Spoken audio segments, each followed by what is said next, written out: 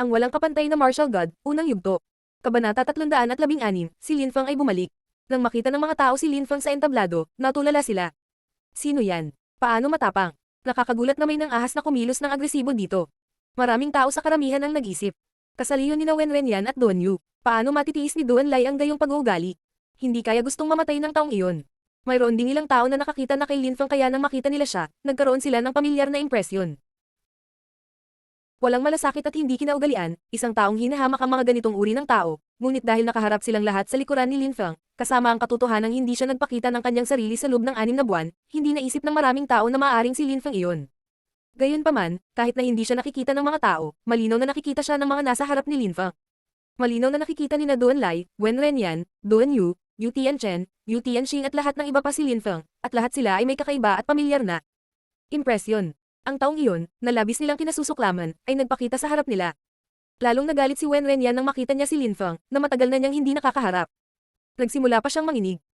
Noong nakaraan, itinuring niya ang kanyang sarili na pinakatalentadong disipulo ng Yunhai Sect, hanggang sa inakala niyang malalampasan niya si Tu Fu, maging sina Ling Ho at He Shan, ngunit nagpakita si Lin Feng at pinahiya siya, sinisira ang kanyang pride. Noon, bata pa si Lin Feng. Tinatawag siya noon ng mga tao na isang basura, ngunit natalo niya si Wen Renyan sa harap ng lahat, na nagsilang sa kanyang alamat.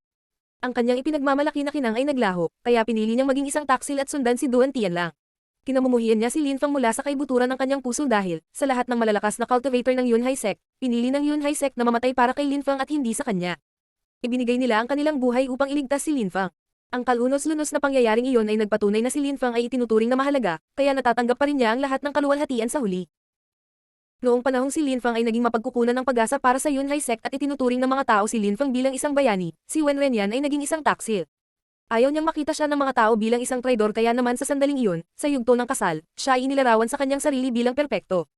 Upang maprotektahan ang kanyang walang kabuluhan, hindi niya nais na makilala bilang isang taksil. At saka, ayaw din niyang makipagkompetensya kay Lin Feng. Narinig niya na si Lin Feng, 6 na buwan na ang nakalipas, ay nakalusot na sa ika-7 Lingchi layer, nagsunog ng lungsod at pumunta sa ibang bansa upang iligtas ang prinsesa. Lahat tungkol kay Lin Feng ay kahanga-hanga at engrandi. Maraming tao ang nag-uusap tungkol kay Lin Feng, ngunit si Wen Renyan ay maaari lamang magdusa sa katahimikan sa Holy Courtyard ng Zuyu, nagsasanay sa paglilinang hanggang sa pagkapagod, at kahit doon ay patuloy niyang maririnig ang mga hindi pangkaraniwang kwento ni Lin Feng. Tila si Lin Feng ay protektado ng mga Diyos. Kung si Lin Feng ay nasa isang lugar, wala ring puwang doon para kay Wen Renyan. Ginawa niyang hindi gaanong mahalaga si Wen Renyan. Ang Diyos ng digmaan ay muling nagpakita. Hindi lang si Wen Renyan ang gumagalaw sa bilis ng liwanag, si Yu Tianchen at Yu Tianxing ay nagulat din. Si Lin Feng ay muling nagpapakita sa kanila.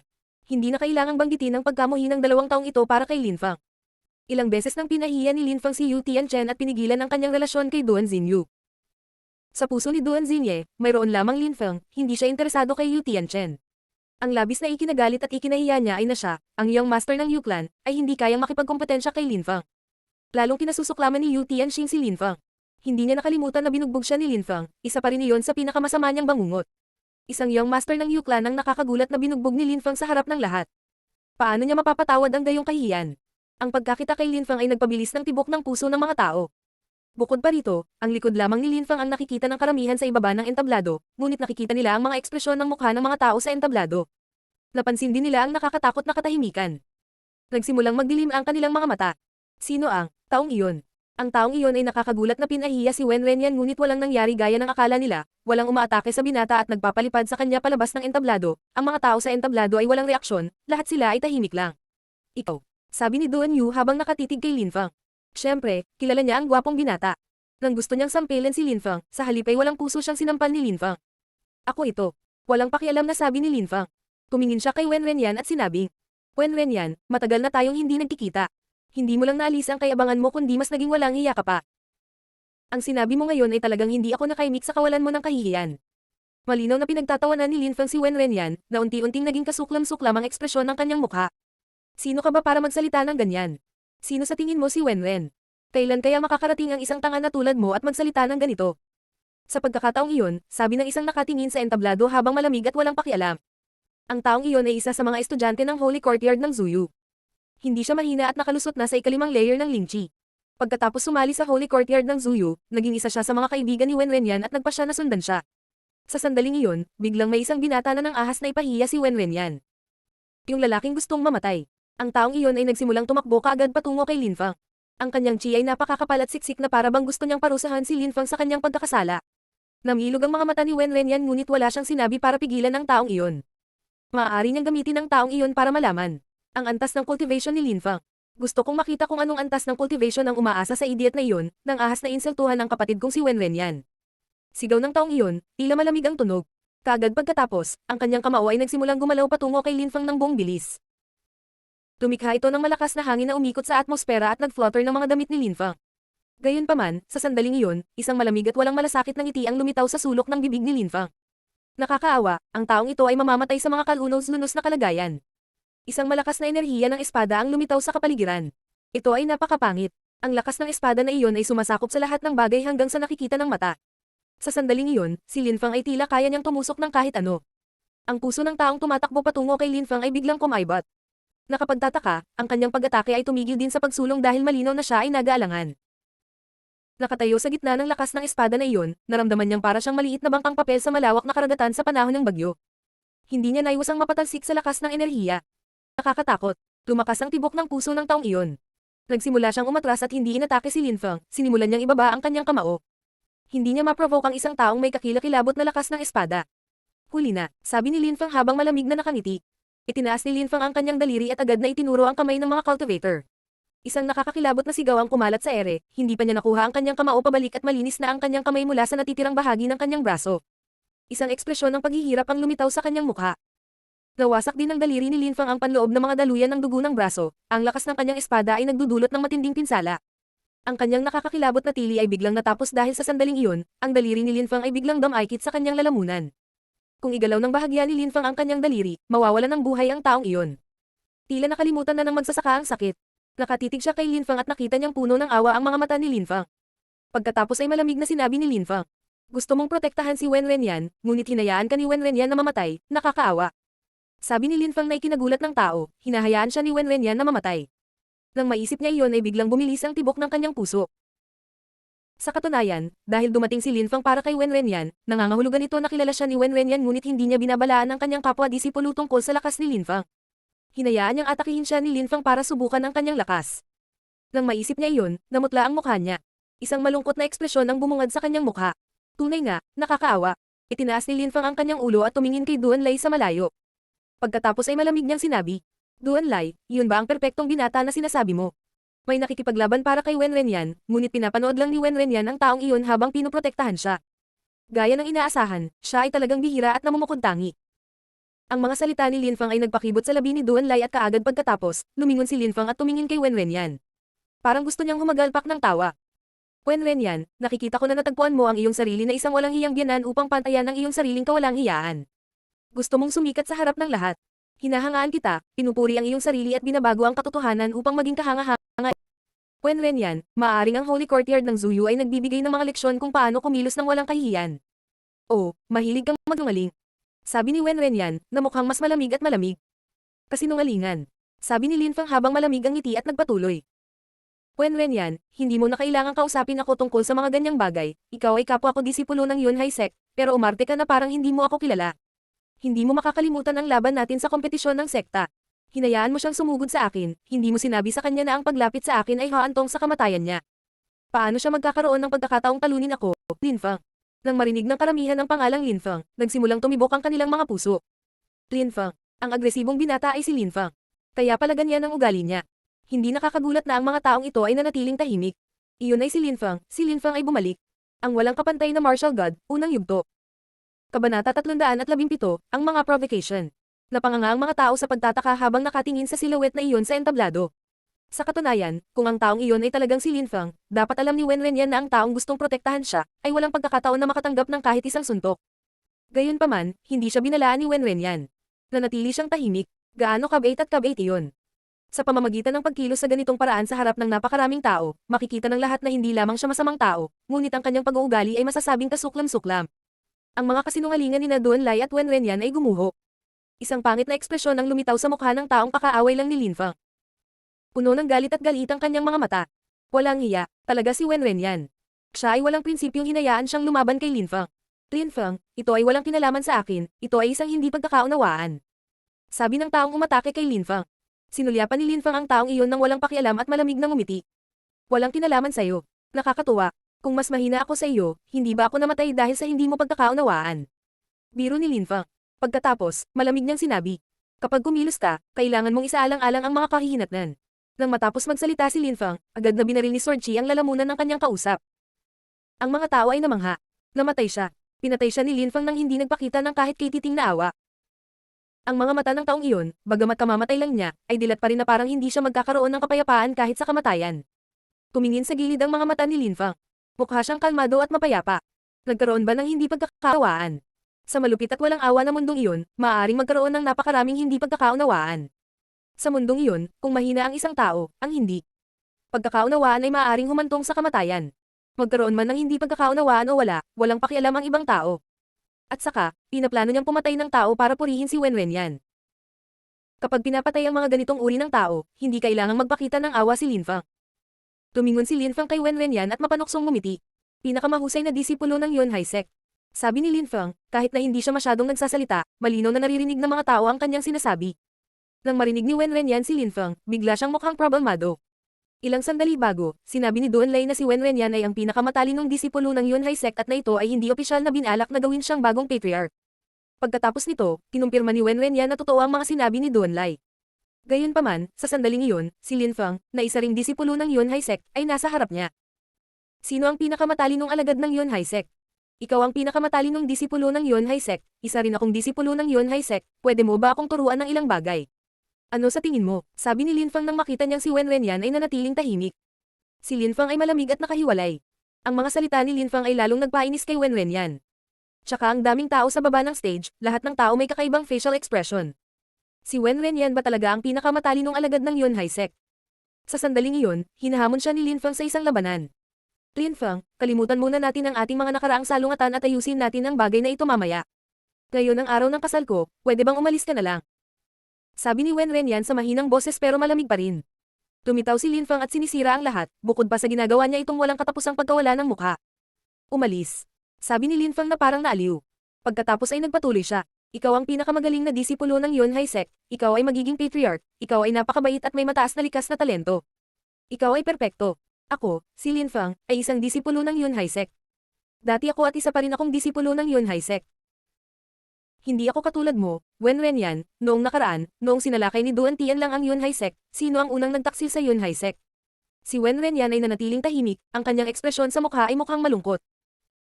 Wen Wenyan, nagtaksil ka sa sarili mong guro ng walang pag-iisip.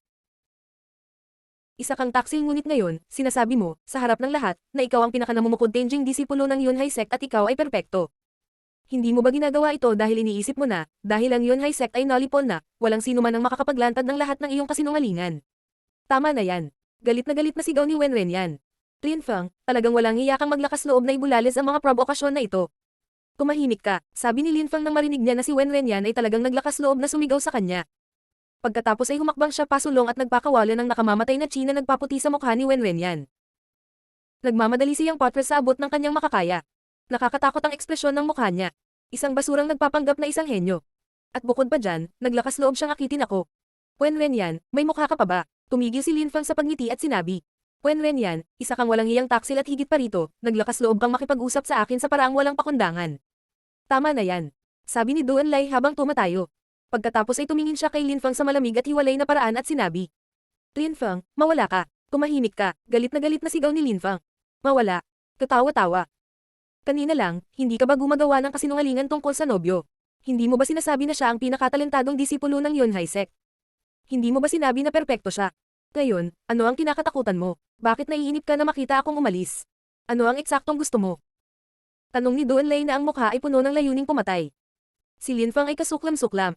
Gusto lang ni Duan Lei na patayin si Linfang sa mga oras na ito. Kasaliyon ng kanyang anak at ng ahas si Linfang na sirain ito.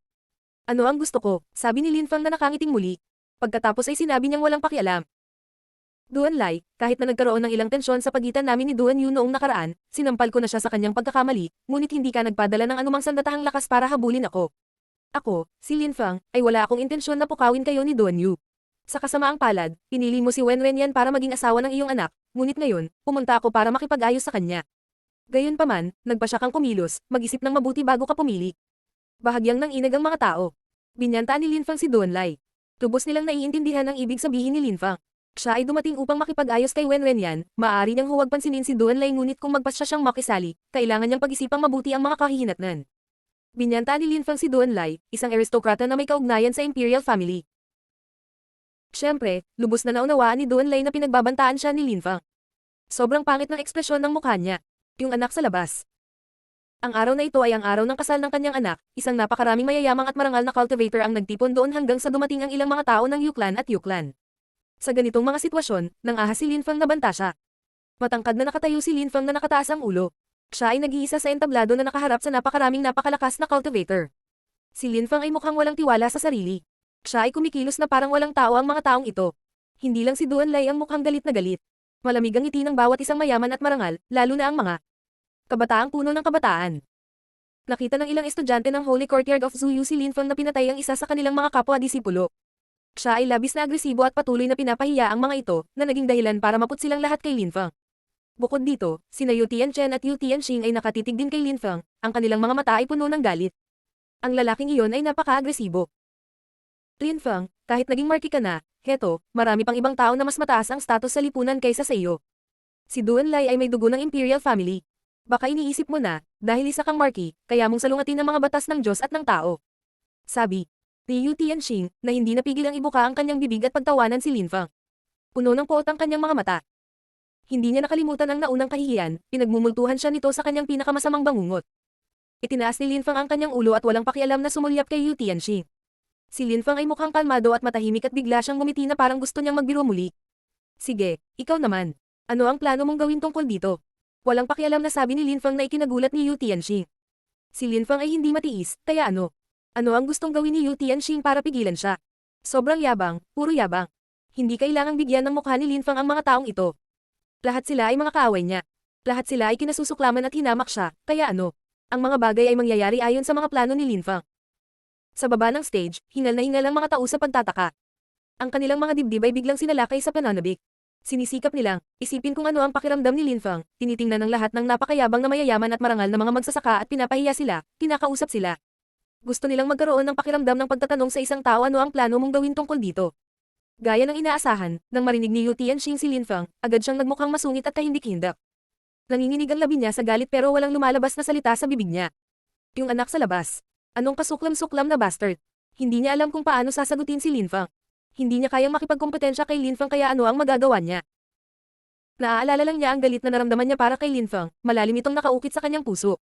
Basura ka lang, bukod sa kabilang ka sa isang prestigious clan, wala ka.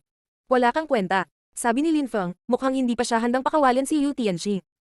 Si Lin Feng ay malamig at humiwalay habang ginagawa niya si Yu Tianxing, na ang ekspresyon ay lalong naging pangit at pangit. Naisip ni Lin Feng na si Yu Tianxing ay walang halaga at bukod sa impluensya ng kanyang angkan, siya ay isa lamang nobody. Iyon ay isang ganap na kahihiyan. Lahat ng marangal at mayayamang magsasaka na ito, nakabilang sa pinakamalaking angkan, ay panay at galit na nakatitig kay Lin Feng ngunit walang pakialam si Lin Feng. Dahil napunta siya sa lugar na iyon, handa na siyang harapin silang lahat.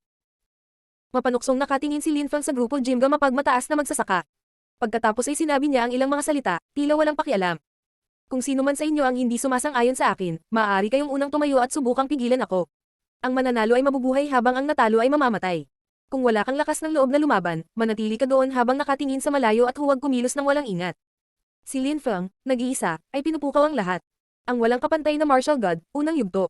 Kabanata 318, Wen Renyan, ang parusang kamatayan. Sinalakay ng katahimikan ang kapaligiran ng palasyo.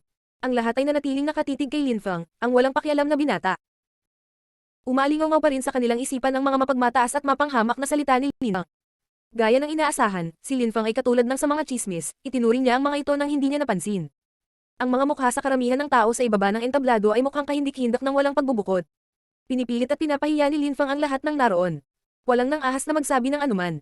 Sino ang handang lumahok sa isang labanan hanggang kamatayan?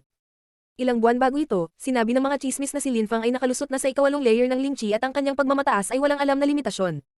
Sa sandaling iyon, maaaring takutin sila ni Lin Feng sa isang sulyap lamang. Maaari niyang takutin si Wen Renyan sa pamamagitan lamang ng kaunting lakas at lakas.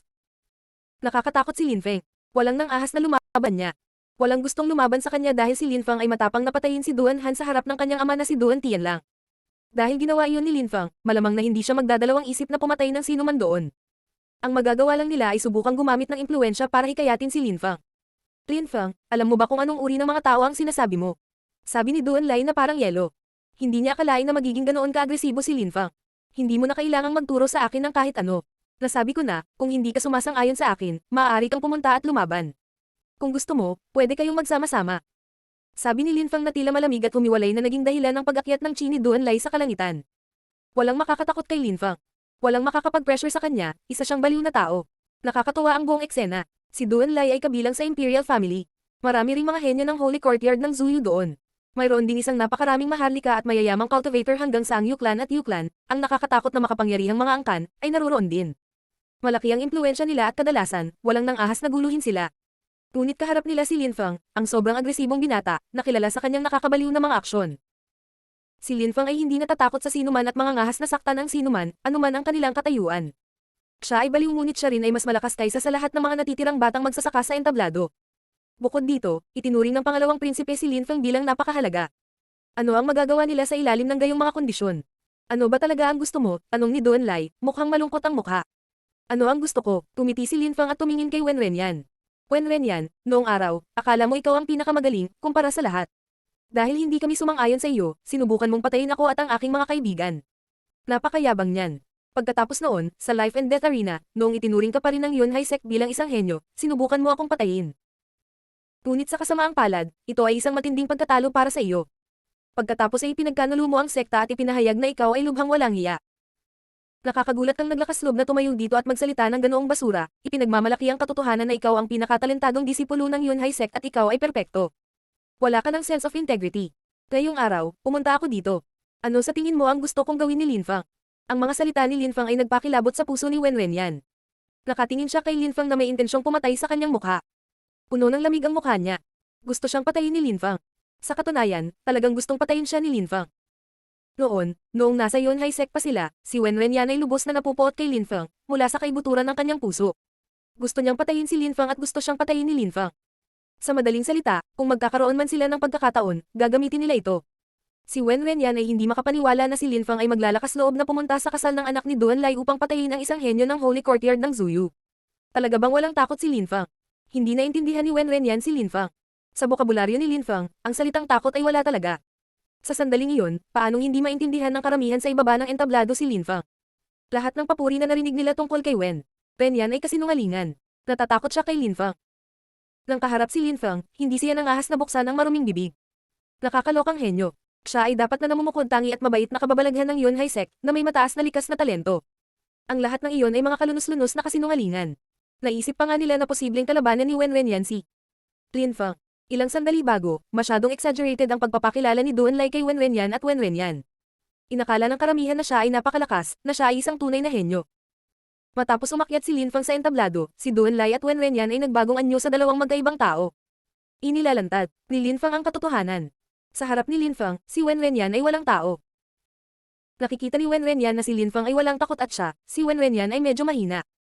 Para sa pinakatalentadong disipulo ng Yunhai Sect, hindi siya naging matapang. Sa harap ni Lin Fang, si Wen Renyan ay maliit at hindi gaanong mahalaga. Ang araw na iyon ay araw ng kasal ni Wen Renyan ngunit lumitaw si Lin Fang at ang entablado ay naging entablado ni Lin Fang. Si Lin Fang ang naging bida. Tumingon si Lin Fang at tumingin kay Duan Yu. Pagkatapos ay sinabi niya, na tila malamig at hiwalay. Mawala. Namutla ang mukha ni Duan Yu, muntik na siyang kumbusyon. Si Lin Fang ay nakatingin sa kanya at sinasabing mawala. Ang araw na iyon ay isa sa pinakamahalagang araw ng kanyang buhay. Dapat ay papansinin siya ng lahat at maging masaya para sa kanya. Ngunit naroon si Lin Fang, hindi pinapansin ang kanyang kasintahan at iniinsulto siya. Nanahimik na lamang ang kanyang nobyo sa kabila ng walang humpay na kahihiyan.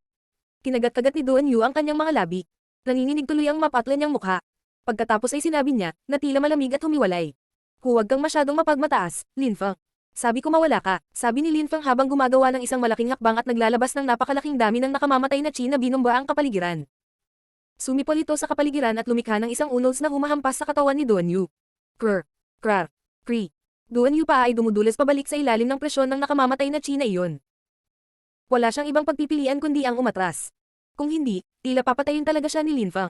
Lin Fang, masyado kang mayabang. Galit na sigaw ni Duan Lai.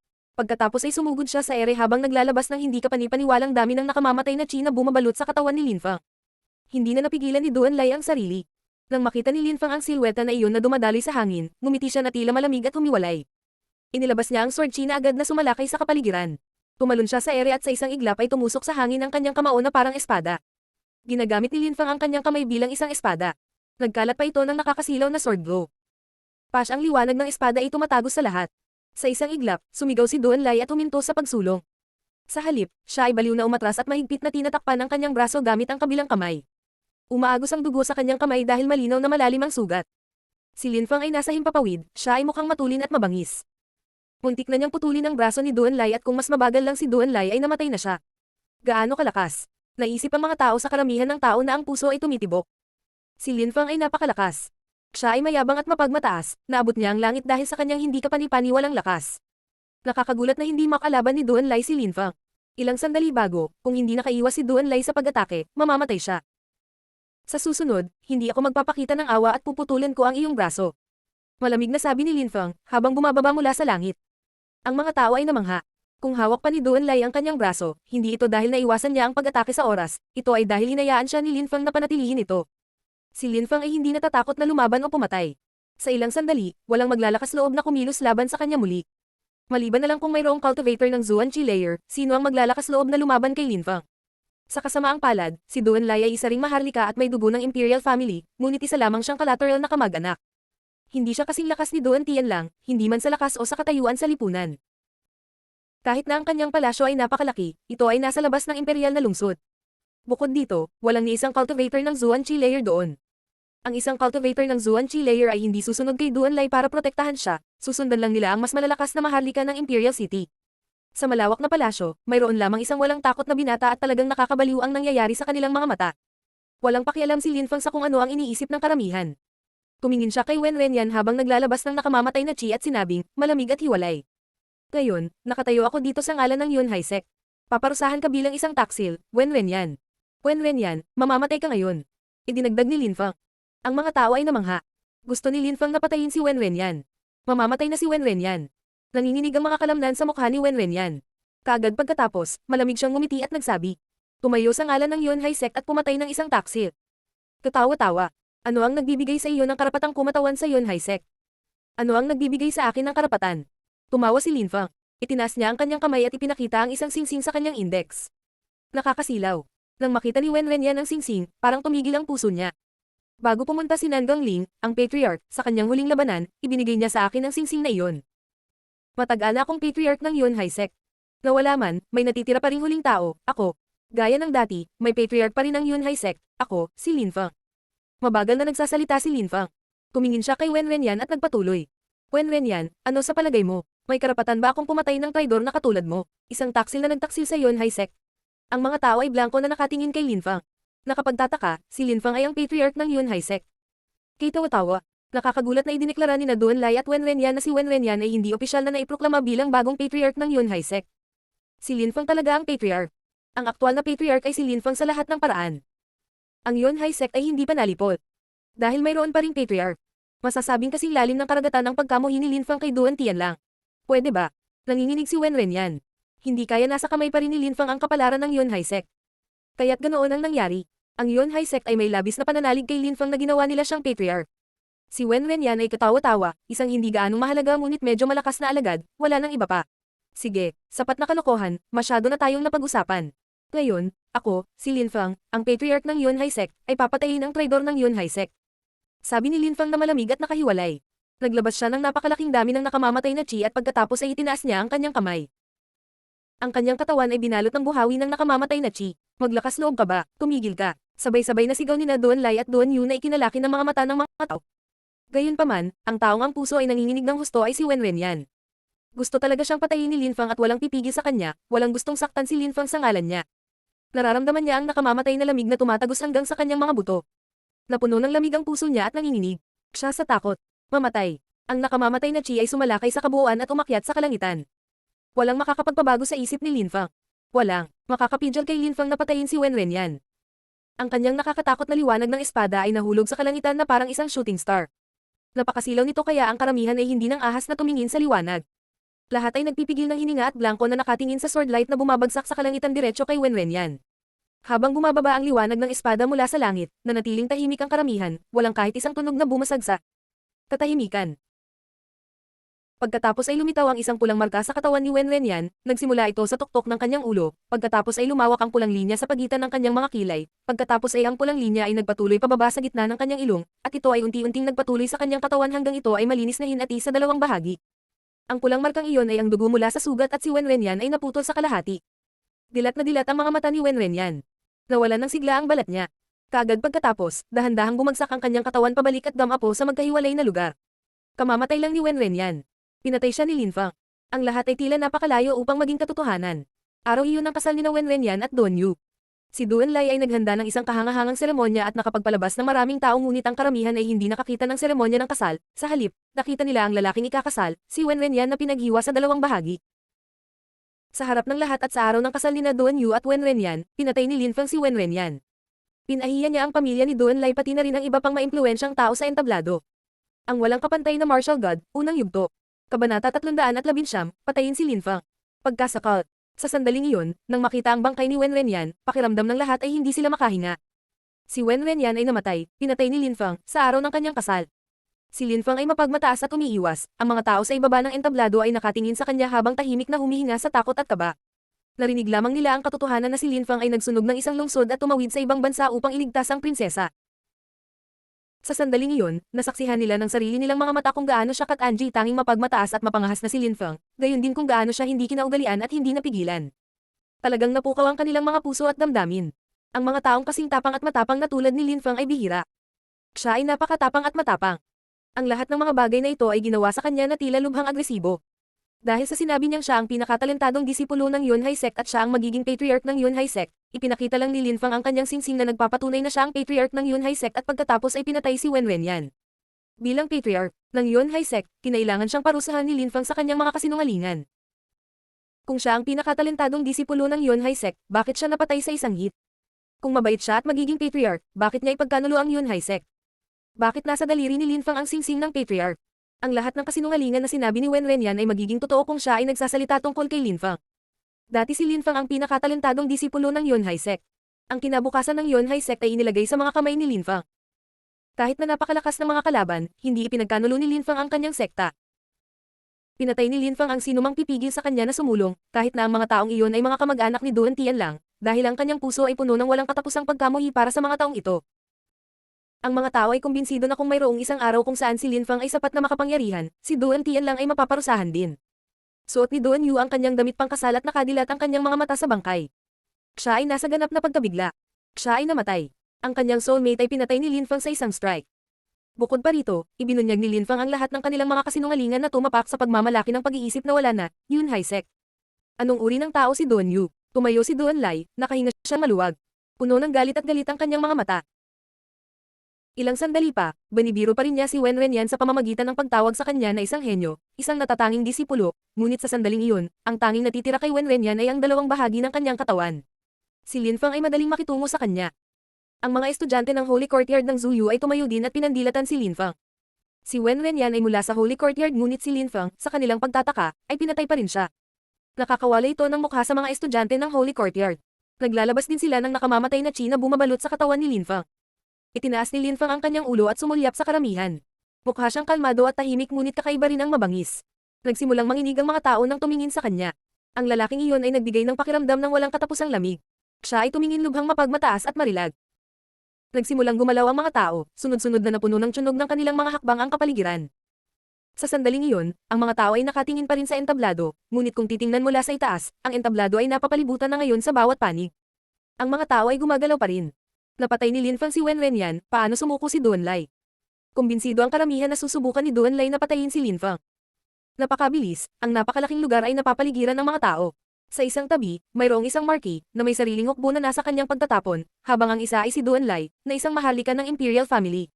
Ang kanyang katayuan sa lipunan ay mas mataas kaysa kay Marquee. Bukod pa rito, ang distrito sa labas ng Imperial City ay nasa ilalim ng jurisdiction ni Duan Lai. Sa loob ng kanyang teritoryong nasasakupan, malinaw na mayroon siyang sariling malaking hukbo. Bukod dito, nasangkot din siya sa pangangalakal ng mga alipin na nagbigay sa kanya ng makapangyarihang mga alipin. Sa sandaling iyon, lahat ng tao sa karamihan ay gustong salakayin at patayin si Lin Fang. Nakikita ni Lin Fang na napapaligiran siya ng milyon-milyong tao ngunit mukha pa rin siyang kalmado at tahimik. Walang masyadong tao sa Zuyu na hindi natakot sa kanyang purple spirit. Bukod pa rito, maglalakas loob si Lin Feng na patayin ang lahat dito. Nakatayo si Duan Lai sa entablado. Malamig niyang sinulyapan si Lin Feng at sinabi, babayaran mo ang halaga para sa iyong ginawa. Duan Lai, bibigyan kita ng payo. Dapat kang maging maingat at isipin ang mga kahihinatnan bago gumawa ng hindi kinakailangang aksyon. Ang mga nagtatangkang pumatay sa akin ay kadalasang namamatay. Sagot ni Lin Feng. Nilinaw ni Lin Feng ang kanyang sarili at ganap na tapat. Kung sinubukan ni Duan Lai na patayin si Lin Feng, papatayin siya ni Lin Feng. Nanginginig ang sulok ng bibig ni Duan Lai. Mukha siyang malabo. Gusto niyang patayin si Lin Feng higit sa anupaman. Ngayon, mamamatay ka, malamig na sabi ni Duan Lai. Kung hindi mamatay si Lin Feng, mawawalan siya ng mukha. Ang kanyang magiging manugang ay pinatay sa araw ng kasal. Kung si Lin Feng ay pinayagang lumayo, kakalat ang balita na nagsisinungaling sina Duan Lai at Wen Wenyan. Sa maikling panahon, malalaman ng lahat ang tungkol dito. Paano niya hahayaang umalis si Lin Feng nang walang parusa? Mga araw. Itinaas ni Duan Lai ang kanyang kamay at sa isang iglap, nagsimulang kunin ng kanyang mga personal na tropa ang kanilang mga busog at palaso at naghanda sa pag-atake kay Lin Feng. Praktikal ang mga araw dahil ito ay isang long-range na sandata, kaya maraming tao ang maaaring umatake ng sabay-sabay. Mayroong 10,000 mga personal na tropa sa harap ng karamihan, sila ay mukhang ganap na maharlika. Ang mga tropang ito ay handang umatake anumang oras. Inihanda na nilang lahat ang kanilang mga pana. Napuno ng tunog ng nag-uunat na mga kwerdas ng busog ang kapaligiran. Naglalabas sila ng matalim na chi na tumatakip sa entablado. Ang paningin ng 10,000 tao, na handang mag-shoot ng mga palaso na may tulad na matalas na chi, ay sapat na upang takutin ang sinuman. Ngunit mukhang kalmado at kalmado si Lin Feng sa sitwasyong ito. Walang pakialam siyang nakatingin kay Duan Lai. Kailangan lang mag-utos ni Duan Lai at ilalabas ng 10,000 tropa ang kanilang mga arrow at mamamatay si Lin Feng. Ang buhay at kamatayan ay magpapasya sa isang iglap. Nang tumingin si Duan Lai sa mga mata ni Lin Feng, naintindihan niya. Ang kalmado at tahimik na ekspresyon ng mukha na iyon ay tanda ng pagtitiwala ni Lin Feng sa kanyang sariling kakayahan. Kasabay nito, ito rin ang indikasyon na si Lin Feng ay nangangahas na kumilos si Duan Lai. Ang pinakamagandang aksyon ay para sa kanya ay mag-isip ng mabuti bago ibigay sa tropa ang susunod na utos. Gayunpaman, ang magiging asawa ng kanyang anak na babae kamamatay lamang sa araw ng kanilang kasal, maaari bang ibaba ni Duan Lai ang kanyang ulo at sabihin sa mga tropa na tumayo? May choice ba siya? Nakatingin siya sa mga mata ni Lin Feng na puno ng kumpiyansa at nagsimulang mag-alinlangan. Medyo natakot siya. Si Lin Feng ay naging napakalakas kaya hindi na siya natakot sa isang hukbo ng mga tao. Ano ang dapat niyang gawin? Naguguluhan si Duan Lai. Bitawan ba siya Lin Feng? Duan Lai, kung hindi mamatay si Lin Feng, buong buhay mo ay mapapahiya ka. Sa sandaling iyon, ibinulong ni Yu Tianxing ang mga salitang ito kay Duan Lai na nagpailing kay Duan Lai. Kaagad pagkatapos, may narinig siyang iba. Huwag kang mag-alala, Duan Lai, gaano man kalakas si Lin Feng, napakaraming tao dito, paprotektahan ka naming lahat. Nagsimulang lumiit ang mga balintataw ni Duan Lai. Sinulyapan niya si Yu Tianxing at kaagad pagkatapos ay mukhang mas determinado kaysa kailanman. Dahan-dahan niyang iwinagayway ang kanyang kamay. Lahat ay nakatingin sa kamay ni Duan Lai. Ikinumpas niya ang kanyang kamay, mamamatay si Lin Feng. Mamatay, sabi ni Duan Lai sa mahinang boses. Sinalakay ng nakamamatay na chi ang buong atmosfera, ang mga bowstrings ay nagbuga ng naguhumindig na ingay at ang mga arrow ay sumipol habang sila ay tumutusok sa hangin. Isang dagat ng mga palaso ang lumilipad sa kalangitan at dumiretso patungo kay Lin Feng. Bukod dito, sa sandaling inilabas ng lahat ng mga taong ito ang kanilang mga arrow, sa himpapawid sa itaas ng Lin Feng, isang lilang liwanag ang biglang sumalakay sa kapaligiran. Ang napakalaking dagat ng mga palaso ay natunaw nang makatagpo sila ng lilang liwanag, ang lilang lawa na iyon na lumulutang sa hangin ay hindi kapani-paniwalang kinakaing unti-unti. Nakakatakot na espiritu. Ang mga tao ay namangha. Ang mga arrow ay ganap na walang silbi, ni isa man lang ay hindi nakadikit sa anino ni Lin Feng. Nang makita iyon ni Duan Lai, nagsimulang pumikit ang kanyang mata ng marahas ngunit ngayon, nabitawan na ang mga palaso, wala na siyang pagpipilian. Patayin siya. Patayin siya ng lahat. Sigaw ni Duan Lai. Sa isang iglap, libu-libong tropa ang umaatake kay Lin Feng. Silang lahat ang mga tropang naglilingkod sa kanyang palasyo. Ang mga mahihina ay nasa Chi layer habang ang pinakamalakas ay nasa unang bahagi ng Ling Chi layer. Gusto ni Duan Lai na talunin si Lin Feng sa pamamagitan ng paggamit ng kanyang napakaraming numero. Ngunit ang dagat ng mga tao ay hindi pa nakakalapit kay Lin Feng na ang lilang lawa ay naging tila walang katapusang bilang ng mga lilang ahas na lahat ay dumiretso sa mga tropa. Sa isang iglap, 1,000 tao ang agad na tinalian ng mga ahas. 1,000 ahas ang sumugod at nakagapos ng 1,000 tao, hindi. Kapani-paniwala iyon. Ang mga gustong mamatay ay mamamatay. Walang pakialam na sabi ni Lin Feng. Biglang ibinuka ng mga ahas ang kanilang mga bibig at nilamon ng mga tropa na kanilang kinukulong. Sa isang kisap mata, 1,000 tao na ang nilamon. 1,000 tao ang nawala sa isang iglap. Namatay silang lahat. Marahas na tumibok ang puso ng mga tao. Nakakakilabot. Ang espiritu ni Lin Feng ay talagang nakakatakot. Hindi na niya kailangan pang gumalaw at madaling pumatay ng 1,000 tao, sino ang makakapidyo sa kanya? Sa loob ng mga tropa na mas malayo, ang lahat ay nataranta. Buwan ko lang silang nakatingin sa lugar kung saan may 1,000 tropa lang na napalunok sa isang iglap. Lahat sila ay nagsimulang makaramdam ng kahilo. Hindi nila napigil ang manginig. Gusto nilang patayin si Lin Feng ngunit. Kaya ba nila? Si Lin Fang ay isang halimaw, isang Diyos ng kamatayan. Patayin siya, patayin siya. Galit na sigaw ni Duan Lai, wala na siyang choice. Sa isang iglap, mas maraming tao ang nagsimulang sumugod pasulong ngunit nang magsimula silang sumulong, isa pang libong lilang ahas ang pumulupot sa kanila at nilamon sila. Isa pang, libong tao ang kamamatay lang. Gaano kahirap na patayin siya. Kahit 10,000 tao ay hindi sapat para patayin si Lin Fang. Hindi ko siya kayang patayin. Sabi ng isang nakakatakot na boses. Nagsimulang tumakas ang ilan sa hukbo. Ang pagsisikap na patayin si Lin Fang ay nililigawan si kamatayan. Kahit na sila ay mga sundalo, bakit sila mamatay para sa wala? Nang makita ng mga tao ang mga kawal na tumatakbo, ang mga tao ay nagsimulang tumakas. Wala sa kanila ang gustong mamatay para kay Duan Lai. Masyadong nakakatakot si Lin Fang. Hindi nila siya kayang patayin. Ang pagtatangkang patayin siya ay panliligaw lamang sa sariling kamatayan. Walang magiging pakinabang. Bukod pa rito, malinaw na alam ni Duan Lai na imposible ngunit sinusubukan pa rin silang kumbansihin na pumunta at labanan si Lin Fang. Bakit nila ibibigay ang kanilang buhay para kay Duan Lai? Ang walang kapantay na martial god, unang yugto. Kabanata 320, namatay si Duan Lai. Sa isang iglap, milyon-milyong tao ang naghiwa-hiwalay at tumatakbong palayo sa gulat na naging dahilan ng pagkibot ng mata ni Duan Lai. Tapos na talaga, sabi ni Duan Lai. Si Lin Fang ay napakalakas. Ang pinakakinatatakutan niya ay nangyari na, ang kinatatakutan ng lahat. Ang mga tao ay namangha, natulala. Ang espiritong iyon ay nakakagulat na maaaring maging libu-libong mga lilang ahas na lumamon sa mga tao. Nakakakilabot, kapag ginamit ni Lin Fang ang kakayahang iyon, sino ang makakalaban sa kanya? Kahit milyon-milyong tao, hindi pa rin nila siya kayang patayin. Si Lin Fang ay isang Diyos ng kamatayan, isang espiritu ng kamatayan. Ang lahat ng mga taong ito ay hindi lamang ang mga natulala, si Lin Fang ay natulala din sa kanyang bagong kapangyarihan. Naiintindihan na niya ngayon kung bakit binigyan siya ng cultivator ng Zun Chi layer ng surplus souls technique, napakalakas nito. Ang diskarteng iyon ay napakasakit upang matutunan ngunit sa sandaling iyon, si Lin Fang ay maaaring magpakita ng 1,000 labis na kaluluwa gamit ang kanyang lakas ng kaluluwa. Maaaring gamitin ng 1,000 labis na kaluluwang ito ang kapangyarihan ng kanyang Purple Dragon Spirit at pagkatapos ay maging 1,000 purple na ahas. Kaya niyang kontrolin ang mga ito ng isa-isa ng walang problema. Sa isang iglap, kaya niyang pumatay ng 1,000 tao. Sa makatuwid, hindi na natatakot si Lin Fang na makipaglaban sa isang hukbo ng mga tao. Gaano man karaming tao ang dumating upang salakayin siya, maaari niyang patayin ang mga ito. At saka, matagal na siyang hindi nag-practice ng teknik pero kung may araw na makakagawa siya ng 10,000 surplus na kaluluwa, mas lalo siyang nakakatakot. Kung makakapagpakita siya ng 10,000 purple na ahas, makakapatay siya ng 10,000 tao sa isang kisap mata. Sino kaya ang makakapigil sa kanya? Ang mga tao ay nagkaroon ng impresyon na Ayla ay nahuli sa isang bangungot, si Lin Fang ay masyadong nakakatakot. Inangat ni Lin Fang ang kanyang ulo at tumingin kay Duan Lai na nagpabilis ng tibok ng puso ni Duan Lai. Si Lin Fang ay mukhang kalmado at matahimik ngunit sa mga mata ni Duan Lai, mukha siyang demonyo. Gusto mo akong patayin? Malamig na tanong ni Lin Fang, na nagpalundag sa puso ni Duan Lai. Sa pagkakataong ito, talagang papatayin siya ni Lin Fang. Ilang sandali bago, binalaan siya ni Lin Fang na bago siya kumilos, dapat niyang pag-isipang mabuti ang mga kahihinatnan, ngunit nagbigay pa rin siya ng utos na patayin si Lin Fang.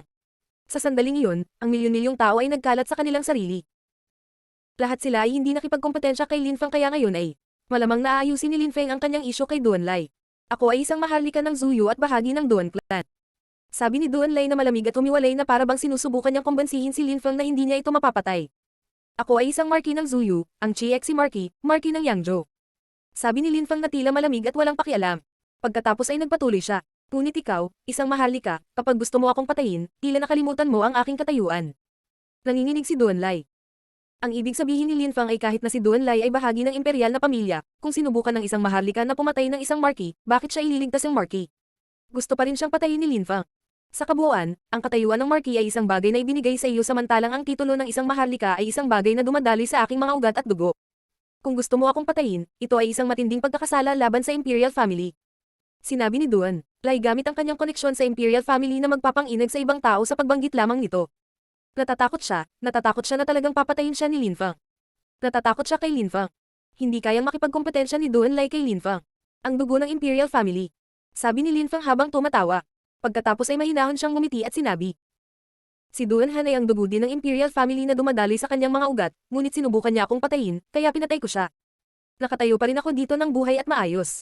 Nanginginig ang mga balintataw ni Duan Lai. Sa katunayan, pinatay ni Lin Fang ang anak ni Duan Tianlang, naglakas loob siyang pumatay ng isang miyembro ng imperial family. Si Duan Tianlang ay isa ring maharlika, ngunit ang kanyang katayuan ay may higit na halaga kaysa kay Duan Lai.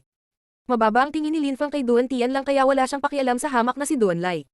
Isang liwanag ang kumislap sa mga mata ni Duan Lai, nakatingin siya kay Yu Tianxing. Sa kanya lang siya makakaasa. Si Yu Tianxing ay hindi man lang nag-alis ng tingin kay Duan Lai.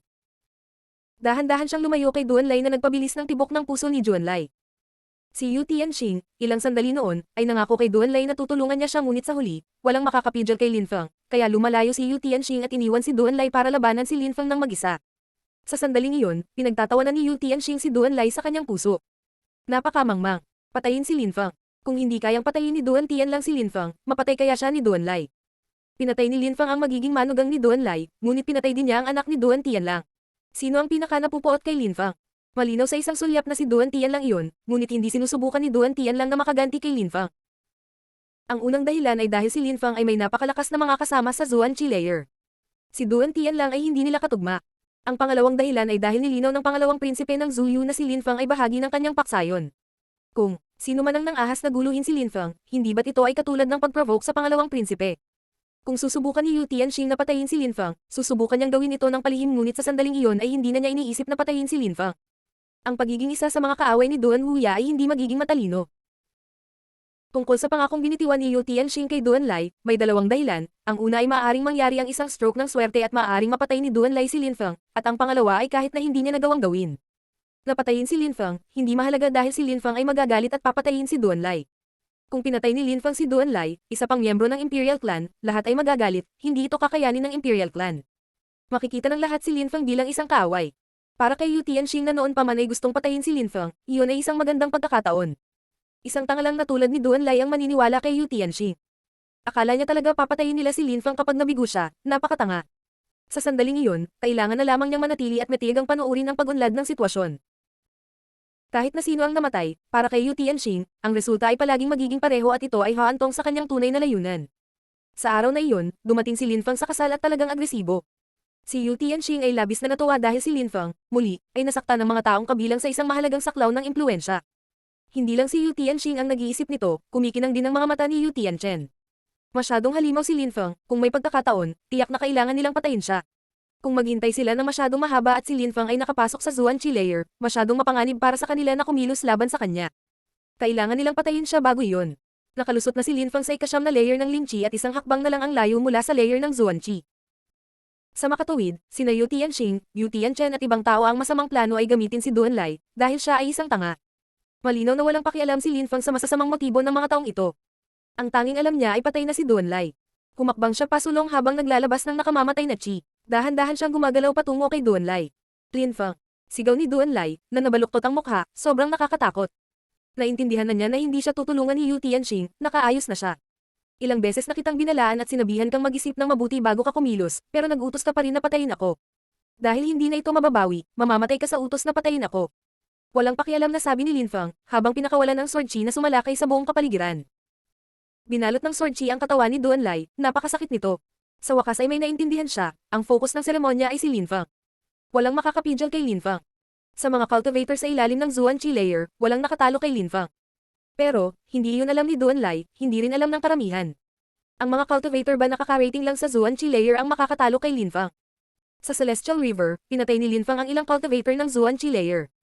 Tsaka kanina lang, si Linfeng, sa sandaling iyon, ay maaaring magpakita ng 1,000 labis na kaluluwa kumpara sa kanyang nakaraang 100.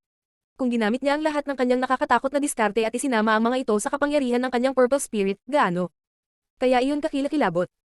Walang nakakaalam dahil walang nakitang dahilan si Linfeng para gamitin ito. Hindi na kailangang tumakbo, wala nang pag-asa ang sitwasyon ngayon.